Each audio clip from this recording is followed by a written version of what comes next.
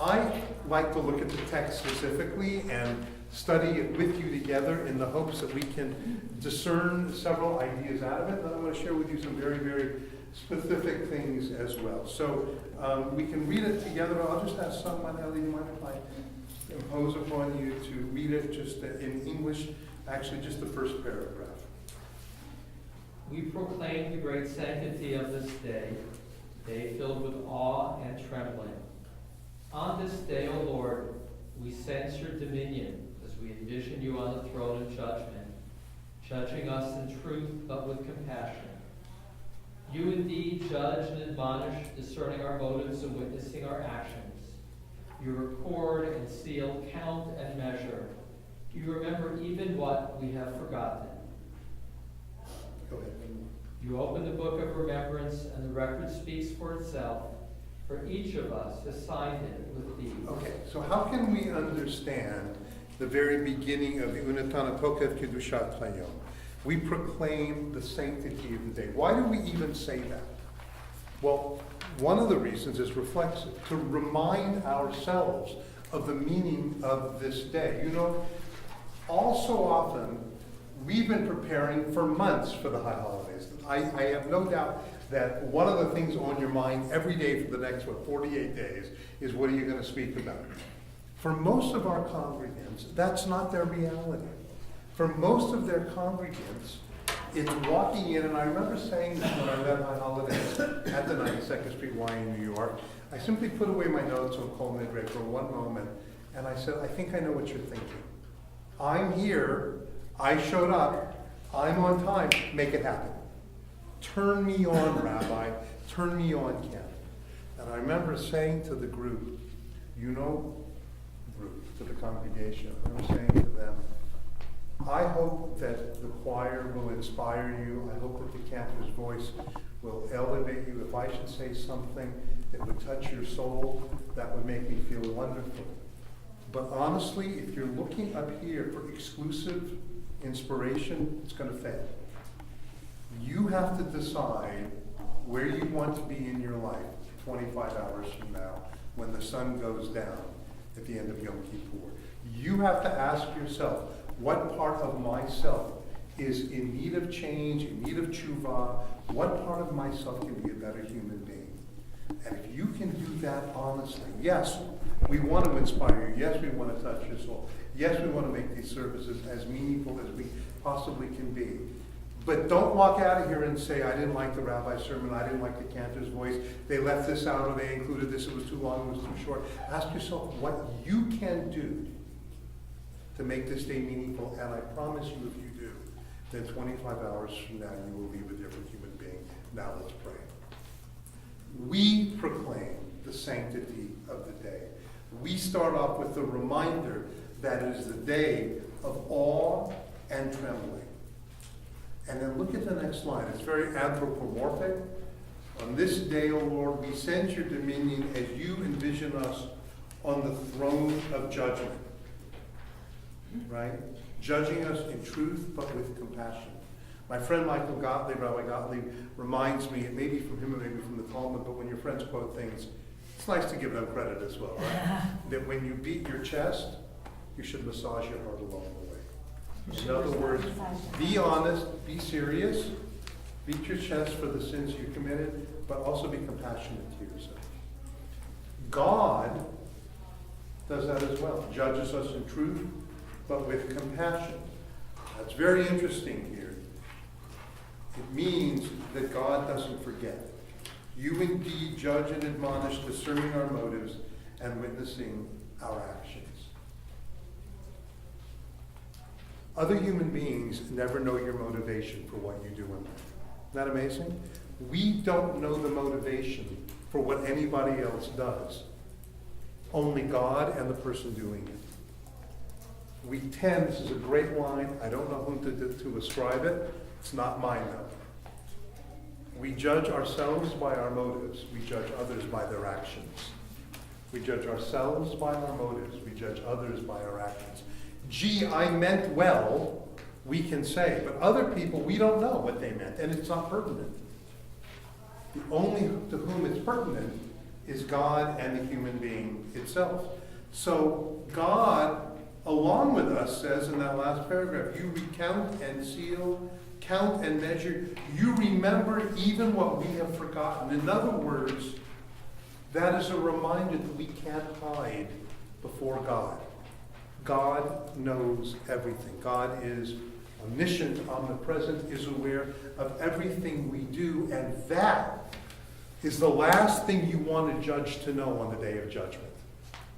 You standing here, if any of you have been to court, and if any of you have been before a judge, you want the judge to only know the good things about you. You don't want the judge to have any questions about your character or anything like that. And yet, this is a reminder that God knows all of those things. And by the way, in case God forgets or we forget, how do we remind ourselves of the sins? Sorry? Yeah, Ashamnu, Bagadnu, right?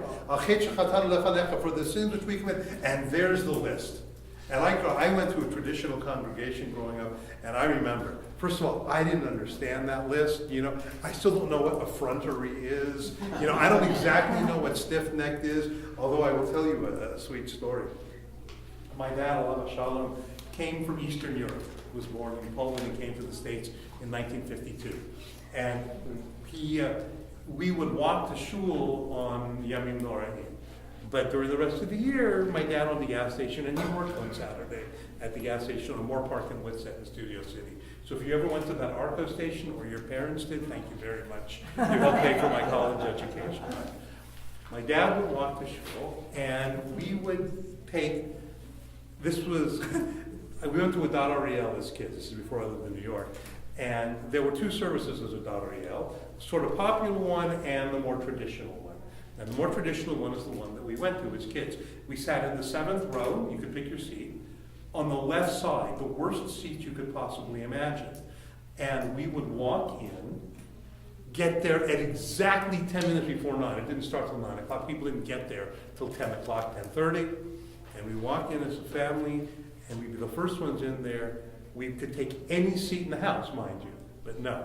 We took row 7, the far left side, which meant your neck really did get stiff because you were looking like this, but for 5 hours, and then a few hours off, and then 5 more hours.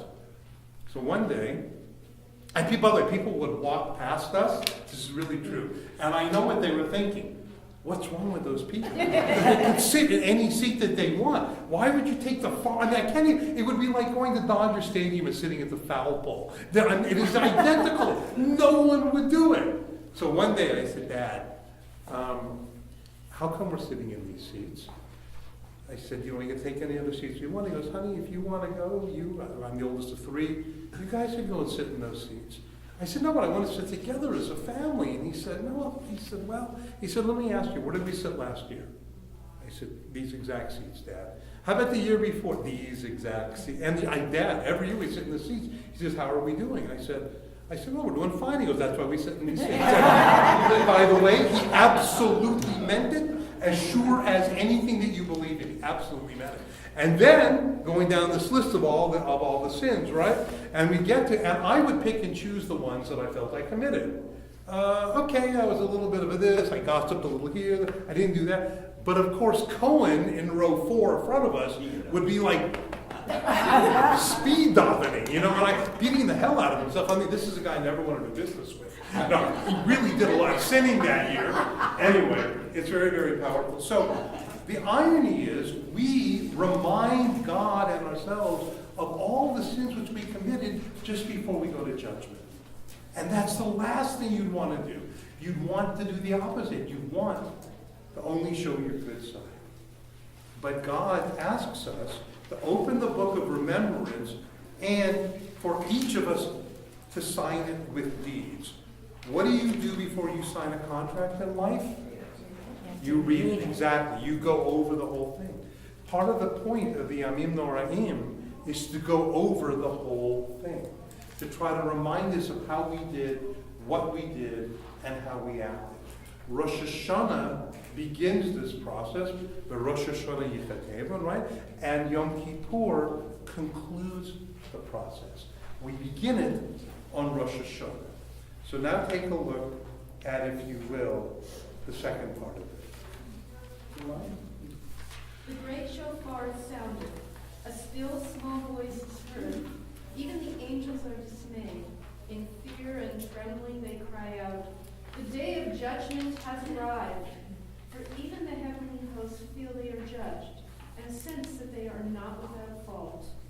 On this day we all pass before you, one by one like a flock of sheep, as a shepherd counts his sheep, making each of them pass under the staff. So you review every living being, measuring the years and decreeing the destiny of every creature. Okay. Very specific thought. One by one as a flock of sheep. Individually, God sees us. By the way, there's a beautiful teaching in Sanhedrin that why was only one individual, Adam, created at the beginning of time? By the way, anybody know Adam's color? Sorry? What color was Adam? Rainbow. Sorry? I Go don't ahead. know. Because? The earth was taken from the four corners. Okay, because the earth was taken from the four corners. The reality is we don't know the color of Adam, though, right? Not specified in the Torah. And the Rabbanim say there's a reason, so that no one race can claim they were more authentic than the other. Judaism was the first religion to claim that race was irrelevant. By simply leaving out Adam's color, and the rabbis understanding that that was done purposefully. He had a color, he wasn't a scribe, because the only thing that mattered about Adam was his values. No one group, Sanhedrin says, should ever be able to say that they are more authentic than the other. So we have this vision of standing before God, one by one as a flock of sheep. It's a very powerful image. I'll talk about why allegory can be good and allegory can be bad in this thing. Okay? Now take a look at the back, the second page. And this to me is the most powerful and sort of the ikar of what it's all about.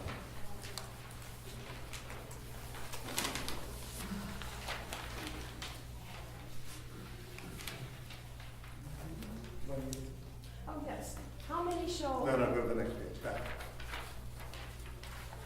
Yeah, that's it, at the top. On Rosh Hashanah it is written, and on Yom Kippur it is sealed. How many shall leave this world, and how many shall be born? Who shall live, and who shall die? Who in the fullness of their years, and who before? Who shall perish by fire, and who by water? Who by sword, and who by wild beast? Who by famine, and who by thirst? Who by earthquake, and who by plague? Who by strangling, and who by stoning? Who shall rest, and who shall wander? Who shall be serene, and who shall be disturbed? Who shall be at ease, and who afflicted? Who shall be impoverished, and who enriched? And who shall be humbled, and who exalted? First question I want to ask you is, do you believe? Do you believe on Rosh Hashanah it is written, and on Yom Kippur it is sealed, who will live and who will die? Yes. No. It's going to tell who is going to be able to live more comfortably within themselves, or who is going to be living a living hell because of the type of person that they've been. Okay. Oh, I was gonna say we didn't get to the next part. We'll get to the next one. But I just want to ask you, I just want to ask the first part. Do you believe on Rosh Hashanah it is written, and on Yom Kippur it is sealed, who will live and who will die? Do you mean we literally believe? Yes, do you literally believe that God... No. But, No. Why not? wait, raise your hand, I'm curious. Just raise your hands if you believe literally that between Rosh Hashanah, if you believe that, if you don't believe between Rosh Hashanah is written and on Yom Kippur is sealed, who will live and who will die. Just raise your hands. Don't. Don't believe You it? don't believe it? You don't believe it? Okay, over anybody do believe it? Okay, so 3. So 90% don't believe it. Okay. So what do you believe instead, Ben? But the rabbis don't. I'm asking you.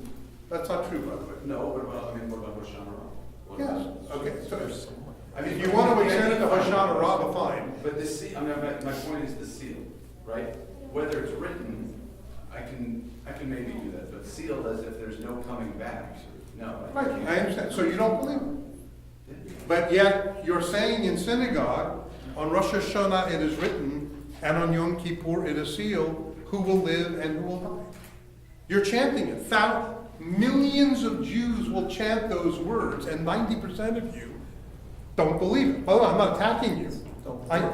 Huh? I said literally. Yeah, well, how do you believe it then? It's not literal. Or metaphorically. Sorry? It's only a problem if you think there's a causal connection between our behavior and whether we're written to live or written to die.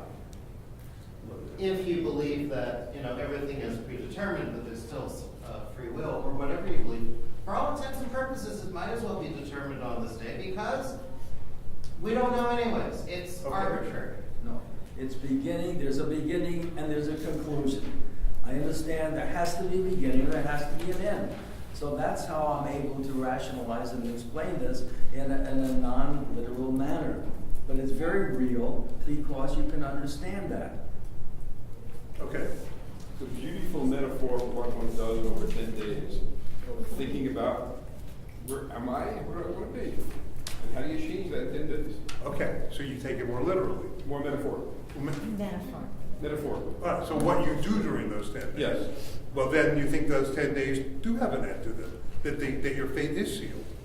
No, I said it's a metaphor for what we do. Okay, let's come. Our process of judging ourselves and making change. Okay, let's come back to that. Yeah, let's come in a little bit. Yeah.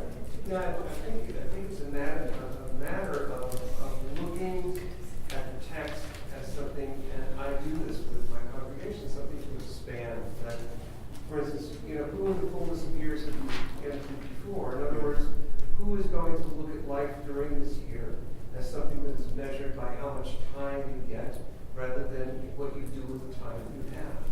Okay? So it's not so much about the literal metaphor, what we do with it. Right, I fully understand. So let me offer a couple of thoughts about that. First of all, by the way, if you don't like the medieval language of who by fire, who by water, by wild beast, by famine, earthquake, David Wolpe wrote a piece 30 years ago that I read. He said, then put it in today's language. Who by heart attack, and who by car accident, who by cancer, fill in the blank. And it makes it all the more powerful, but it's the same message. And by the way, interestingly enough, if you look at it carefully, you'll see there's a certain randomness to it. So it starts off, how many shall leave this world, how many shall be born, negative and positive. Who shall leave and who shall die, positive and negative. And the whole thing is like this. Who in the fullness of years and who before, who by strangling, by stoning, by rest and wander, serene, disturbed. It shows a certain randomness to the whole thing. But what the high holidays do, I want to offer a suggestion which I knew, I had a feeling since I also was in the camp of more metaphor, but I've kind of changed my tune on it a little bit. Let me share with you why. Let me share with you why. First of all, if you believe something happens between Rosh Hashanah and Yom Kippur, it makes those 10 days particularly meaningful. Right? Yeah. It has to. It has to heighten those 10 days by definition, because something during those 10 specific days happens. God decides your fate. We can't know. That's the one thing we can all agree on. None of us can possibly know whether or not God decides what's going to happen to us in the coming year. But if we take it literally, and not just metaphorically or allegorically, then it makes an extraordinary statement to us. Because it says that during those 10 days, how we act can influence our fate. If you walk, I told you, I shared with you, when I come to this, I shudder. I literally tremble. The reason I tremble, by the way, we're supposed to tremble. The day is filled with awe. Awe, and if your fate is in the balance, it's a scary moment. By the way, it's an empowering moment, which I'll share with you in a minute as well. It's a frightening moment if you think God's going to make a decision. What happens to you in these next 10 days? If we don't believe it, we take away in some way the awe of the moment. We take the awe of the holidays away from congregants. It's not just another day. Rosh Hashanah and all the days, the Aseret Yemei Tshuva, are called Aseret Yemei Tshuva for a reason. They are 10 days of repentance, not the high holidays. 10 days of repentance. Therefore, my suggestion is that we are to live as if during those 10 days God decides our fate. If we live during our 10 days as if God decides our fate, it will change the way we act during those 10 days. It has to. If you're before the judge, the ultimate judge, and you feel that judge is going to decide your sentence, aren't you going to go out of your way to act as favorably as you can to impress that judge? I believe that that's what God wants us to do. God wants us, the reason that it is written this way and has been said this way for 10 centuries is precisely because we're supposed to feel, just as we read before, that we're on trial. And that on Rosh Hashanah the trial begins, and on Yom Kippur our fate is sealed. And what are we supposed to do during those 10 days? We're supposed to be better Jews. In a space of shakiness. Well, however you want to call it, space of shake. In other words, how do we influence God? By acting more charitable, by observing less Lashon, by having less Lashon Hara in our lives, by being perhaps more observant in kashrut. You pick the measure that you want to do. But if during those, volunteering your time more regularly, but if during those 10 days we do those things, first of all, there's something remarkable that we can learn about ourselves. That we are capable of being far better human beings than we might have been. Think about that for a moment. It's like going on a diet, which I've gone on 30 times. Once you've had one successful diet, the one thing that you know is that you are capable of going on and having a successful diet.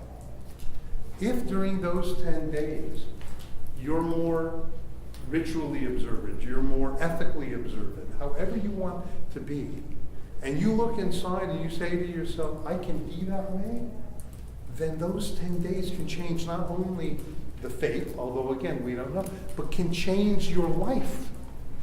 Imagine all of your congregants and all the people who you speak to spending those 10 days being better human beings. It's revolutionary, both to them and perhaps it might influence God. By the way, one comment. Joseph Telushkin, Rabbi Telushkin, made a brilliant point. He said, you know what? When you look inside and you find that you have fallen short in certain areas, then for those 10 days, go to the other extreme. If, for example, you find that you're not very charitable, you're kind of stingy, become quite the opposite. Be very generous. If you gossip too frequently, go out of your way to observe the laws of Lashon Hara. If you eat ham and cheese typically for Kol Nidre dinner, right? Then go out of your way to be more, whatever it is, ethically or ritually. By the way, it's a very cute thing. First time I ever learned the laws of Lashon Hara, I was in my 20s, and and the teacher, it was not in rabbinic school, the teacher said to me, and to the group that I was studying with, he says, listen, try to go the next 24 hours without gossiping. Yeah. By the way, I tried it, it's really hard to do. But as I was walking out of the class, he says, we're going to meet in 24 hours and see if you can do it. So as I'm walking out of the class, one of the other students says to me, David, what do you think of the teacher's assignment? I turned and I said, he's a fool. He always gives us stupid, ridiculous assignments. 24 hours? I went 24 seconds. But then I started trying to do it, by the way. And you know what? I've shared it with congregations to try to go whether face-to-face or whether on the telephone. If you can't go 24 hours without gossiping, let's put it this way. If you can't go 24 hours without a piece of chocolate, you got a chocolate issue. If you can't go 24 hours without a drink, you got a drink issue. If you can't go 24 hours without gossiping, you got a gossip issue. And it's a real insight into your character. I shared with you, it wasn't so easy. I wasn't very good at it. I try to limit Lashon Hara, but I know that I violate it more than I like. But the point here is, whatever the sins are, go to the opposite extreme, at least for those 10 days, so that you might find that you can live in a way that you never expected. Lord? I just wanted to say, I agree with you about the 10 days and using that time for real introspection and awe and change. My issue is about the ceiling, because my concern is if a person thinks that they can spend those 10 days in deep introspection and serious change, but then it's all over, so if they did good, they're fine, then they could just go back to being we could just go back to being how we are. It's like the people who come in and daven and pray and feel Good. really great and then go back out and cheat in business. Great, it's a great example. And so what I would say is, what you may find that you're capable of after those 10 days, and the hopes that you'll continue beyond that. Of course, the idea isn't that you should be a wonderful guy and be a schmuck after Right. the 10th second. Right. Okay, this is all my pent up gossip. I'm going to share it with everybody on day 11. Not like that. No, the idea is quite the opposite. You may find you're capable of living at a much higher level for the rest of your life. So yeah, yes. That point about doing the opposite falls right into the discussion about the Musar and the Mechitza that we just heard about. So there's a nice way of putting those together. Good. Yes. Where I'd like to, I guess, challenge kind of what you were saying is, I mean, I appreciate how this approach gives more intensity, more meaning to those 10 days. But if we had a congregant who had some horrible tragedy, like a child killed in a car accident or something during the past year or the coming year, and they hear that their rabbi is taking this very literally, what will that do to that congregation? Good, thank you. It's a great question, and it's something I grapple with all the time.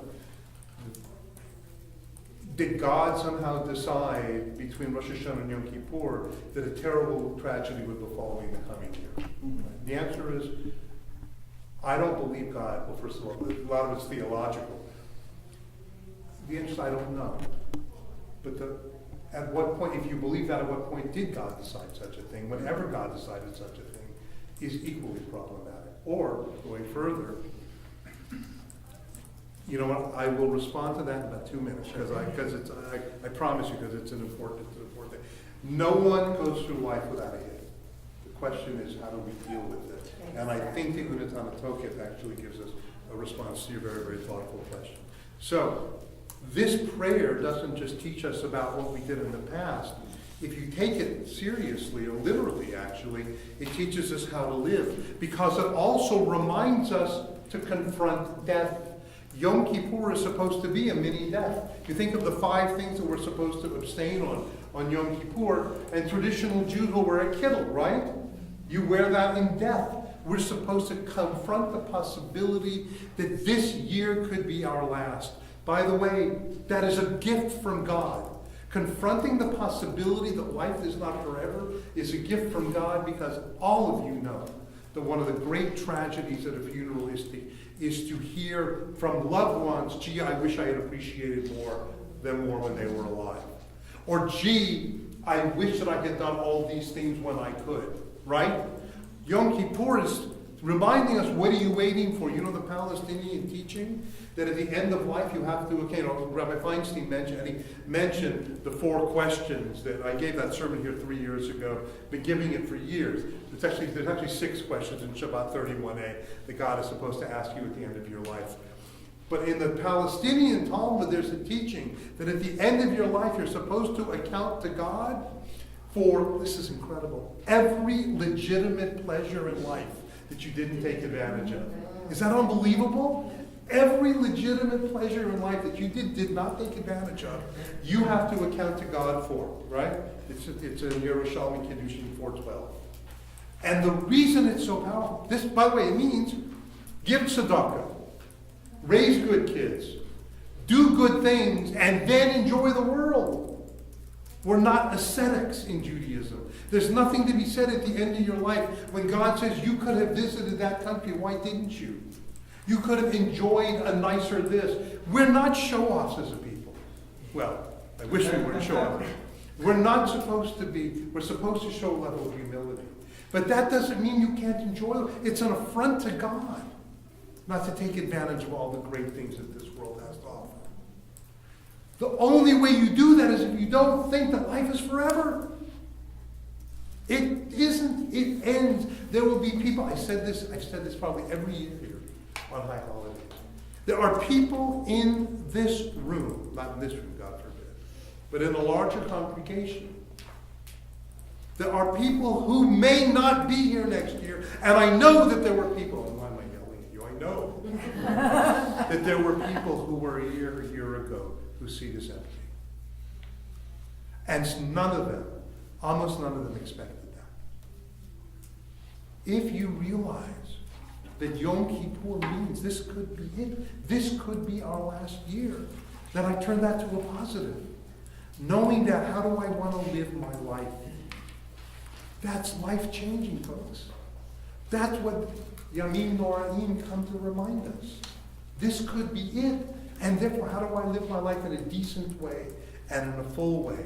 And there, we get to this incredible, incredible line. Uteshuva, utefila, utstaka, ma'avirin et roa hagezera, right? But repentance, prayer, and deeds of kindness can remove the severity of the decree. And like you, I have looked at these words time after time and wondered why those three.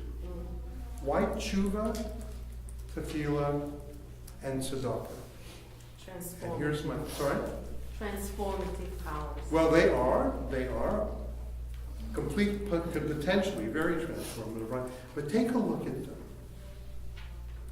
First of all, tshuva, repentance.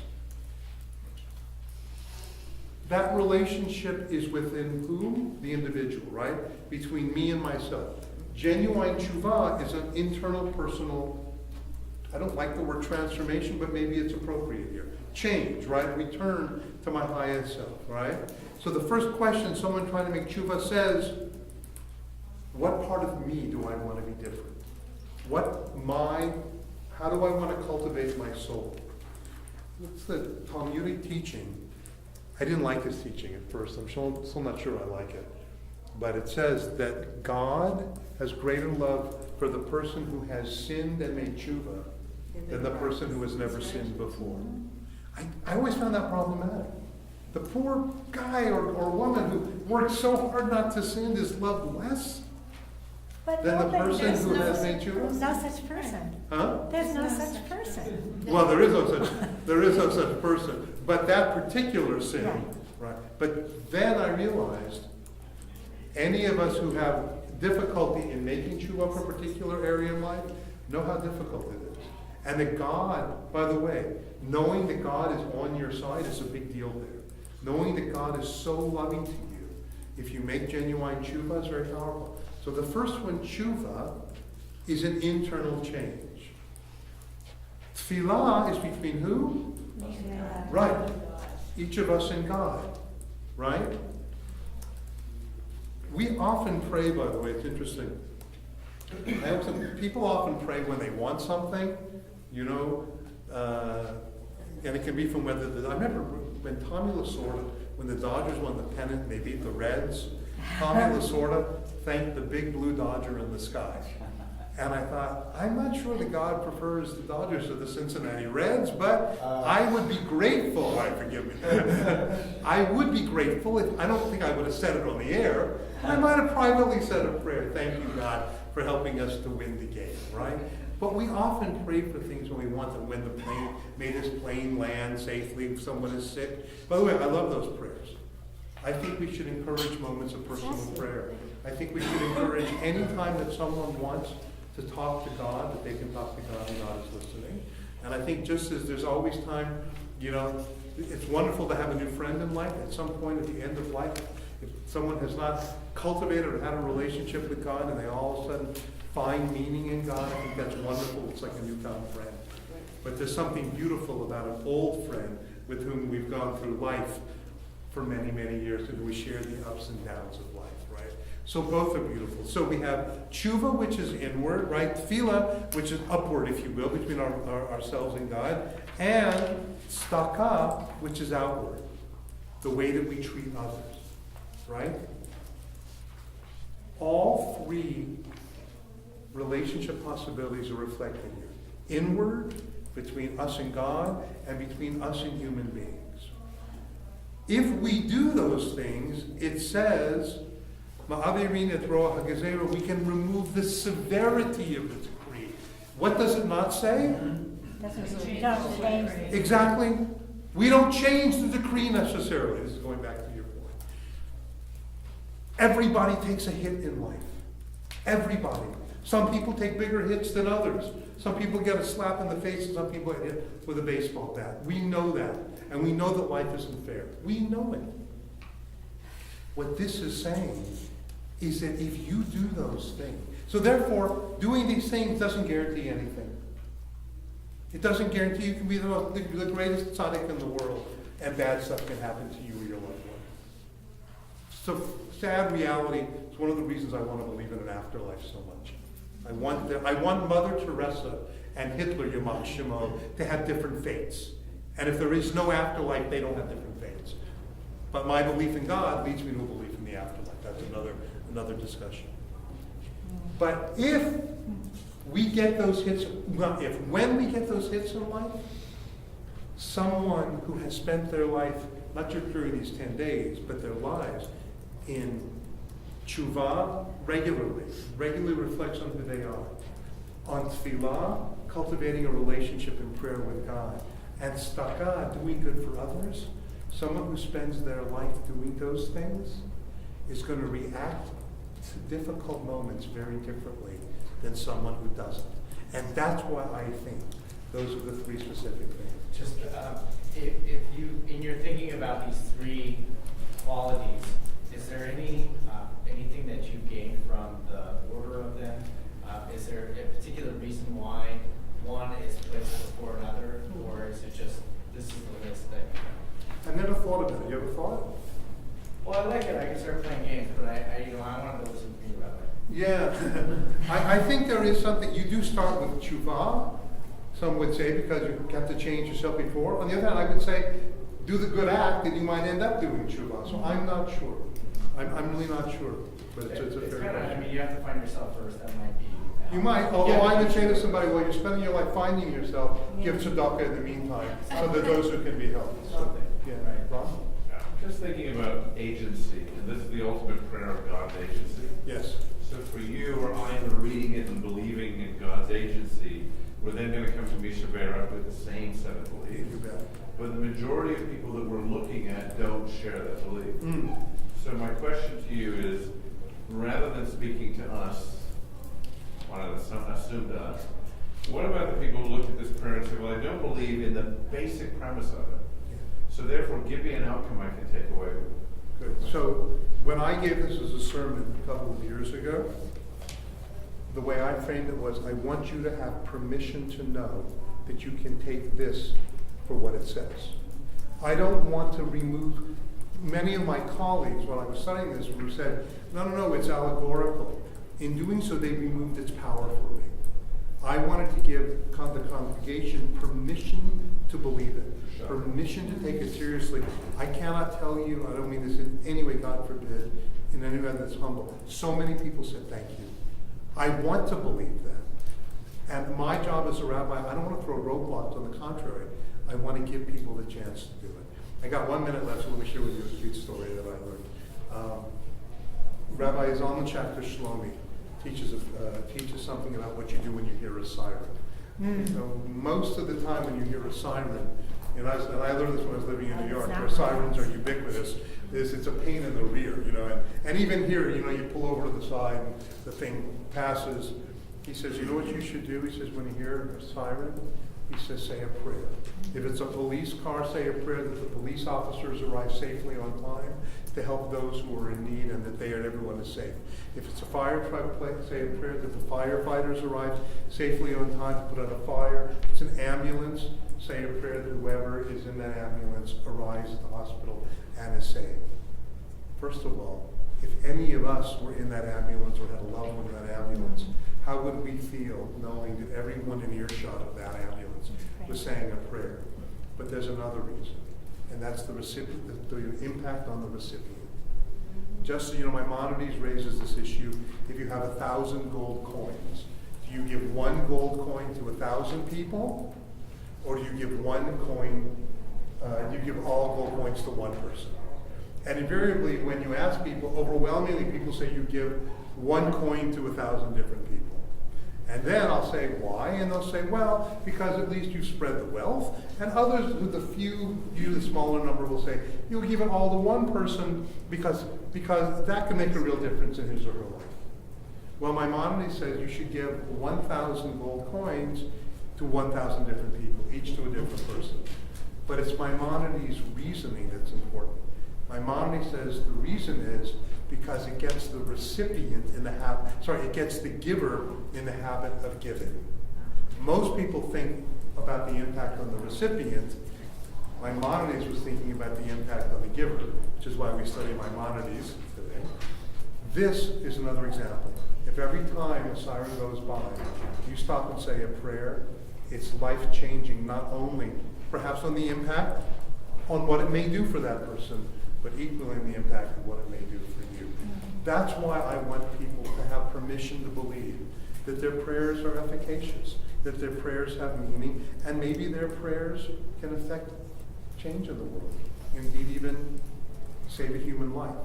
So if I say a Mishaberach, as I do, and I include the names of people who are ill, and sometimes they get well, and sometimes they don't. One of my dearest friends said to me, and what do you do when they don't get better? And then I say another prayer, that the people in their lives should have the most beautiful memories of them, and that their soul be bound up with God. I know that for the believer, there's a lot of challenges. Of course there are.